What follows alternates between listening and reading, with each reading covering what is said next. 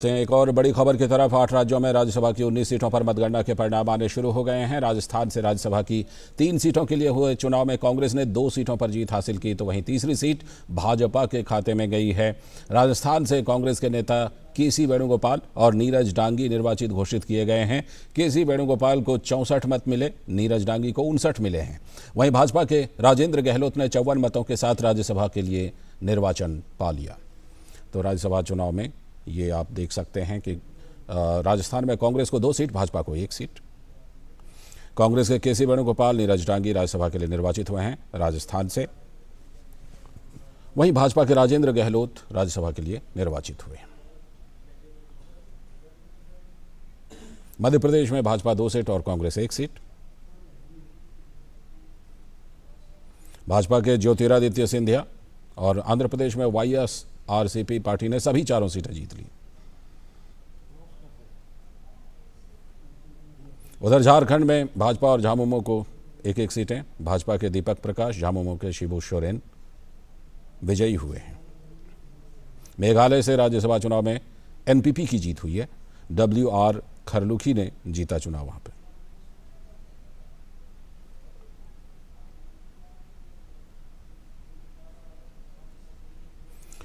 तो ये कुल परिणाम है। 19 सीटों में भाजपा 8, कांग्रेस 4, वाईएसआरसीपी 4 और झारखंड मुक्ति मोर्चा 1, MNF 1 और एनपीपी 1। राज्यसभा चुनाव के 19 सीटों के परिणाम: आंध्र प्रदेश में 4, जिसमें वाईएसआरसीपी ने 4 सीटें। गुजरात में 4 में भाजपा 3, कांग्रेस 1। और इस खबर पर और ज्यादा जानकारी के लिए जुड़ चुके हैं हमारे संवाददाता ऋषि कुमार। ऋषि, अब तो नतीजे भी आ गए और जो नतीजे आए हैं, आप राज्यसभा में लंबे समय तक राज्यसभा को कवर करते रहे हैं, अंदर का नज़ारा कुछ खास बदलेगा इस नतीजे के बाद?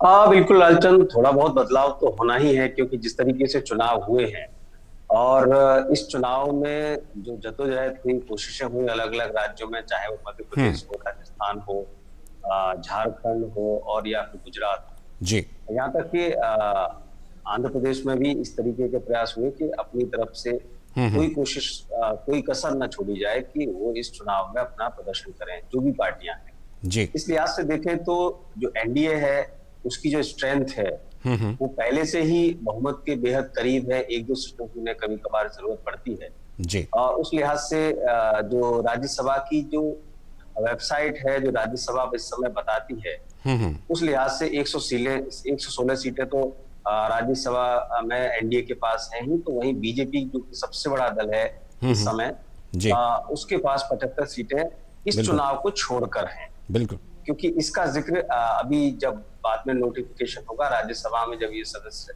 शपथ लेंगे उसके बाद वहां पर उसको अंकित किया जाएगा जी। उस लिहाज से देखें तो 8 सीटें यहाँ पर एक बार फिर से यहाँ पर जो जीती हैं, इसको अगर हम उसमें जोड़ देते हैं तो करीब 83 के आसपास सीटें बीजेपी की हो जाती हैं और एनडीए का टैली भी बढ़ जाता है जी जी। इस लिहाज से देखें तो राज्यसभा में कहा जा रहा है कि 2022 तक बीजेपी और एनडीए की जो स्थिति है लगातार सुदृढ़ होगी और जहां जहां चुनाव होंगे वहां वहां पर स्थिति मजबूत होती चली जाएगी। उसके बाद चूंकि अलग अलग राज्यों में अलग अलग स्थितियां हम जानते हैं कि हर 2 साल बाद राज्यसभा के चुनाव होते हैं 1/3 सीटों पर, तो उस लिहाज से जहां जहां राज्यों में पोजीशंस चेंज होती है या आज हो चुकी है, उस लिहाज से वहां बदलाव देखने को मिलेगा। लेकिन जो ट्रेजरी बेंचेस हैं उनके लिए सहूलत जरूर बढ़ी है इस चुनाव के बाद। बिल्कुल, बहुत बहुत शुक्रिया ऋषि जुड़ने के लिए इस बड़ी खबर पर।